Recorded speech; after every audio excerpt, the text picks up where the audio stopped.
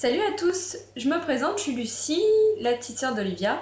Je suis étudiante sage-femme et du coup elle m'a demandé si je voulais bien faire une vidéo sur le diabète de grossesse qui sera en lien avec une autre vidéo qu'elle va faire elle-même du côté des mamans pour vous donner quelques infos un peu scientifiques sur le suivi, tout ça qu'on fait quand il y a un diabète de grossesse.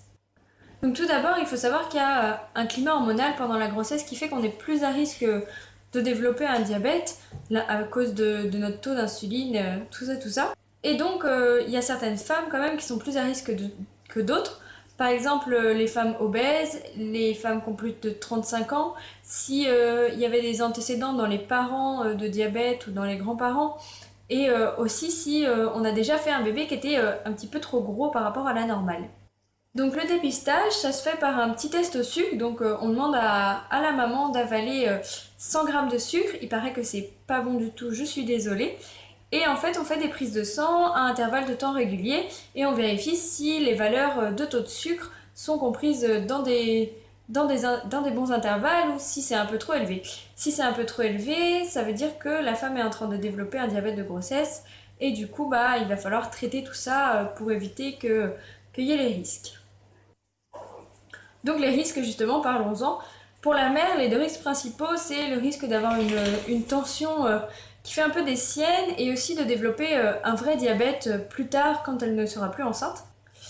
Et les risques pour le bébé, donc principalement, c'est qu'il soit un petit peu trop gros par rapport à la moyenne, parce qu'un taux de sucre élevé fait qu'on produit plus de gras. Et un gros bébé, ça passe pas à tous les coups dans le bassin de la maman, du coup, un petit risque de césarienne en plus. Et il y a aussi un risque qu'il fasse des hypoglycémies après la naissance. Du coup, ce sera vérifié en maternité avec un petit test sanguin. Donc pour ce qui est du traitement, le premier traitement, ça va être une surveillance glycémique avant et après tous les repas, donc matin, midi et soir. Toutes les valeurs seront notées dans un carnet, donc c'est à la maman de faire tout ça et d'être régulière. Et du coup, son diabétologue vérifiera si les valeurs sont bonnes et sont comprises dans les normes. Si les valeurs sont bonnes, ça veut dire que le diabète est bien équilibré et donc une sage-femme pourra suivre la grossesse. On n'est pas obligé d'aller voir un gynécologue quand on a un diabète gestationnel et qu'il est bien équilibré. Donc après, les traitements, si le diabète n'est pas totalement équilibré, donc que les taux de sucre sont un peu trop élevés, ça va être d'abord un régime, donc faire attention à ce qu'on mange, pas manger trop de sucre.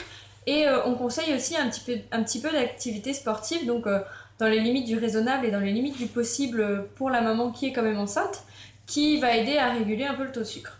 Si tout ça n'est pas suffisant, il peut y avoir des injections d'insuline si les glycémies font toujours des yo-yo et sont toujours au plafond.